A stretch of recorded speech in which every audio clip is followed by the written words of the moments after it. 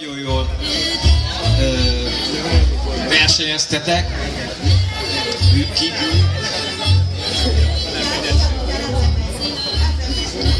Akkor Horváth Ernő hagyjam át neked ezt. Nagy tapsot Horváth Ernőnek, harmadik helyezett, és ő kap egy érvet, mert már erre gyúrt tavaly óta.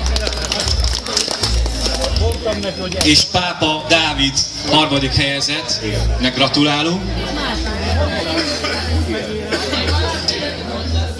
Ja, csöndben maradt is szerényen. Gratulálunk harmadik helyezettnek. Nagy tapsot harmadik helyezettnek. Második helyezett lett a 4. csípős fesztiválon, az evőversenyben Pintér Norbert, aki videóval is készült bizonyítani.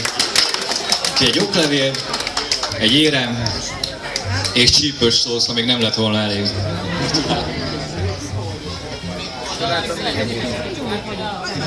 És első díjban részesül... Jó, mert angolul volt kiírva, most már rendesen van írva. Szóval első helyezett Szarvas Pál. Nagy tapsot neki, ő lett az evőversenyen a leggyorsabb.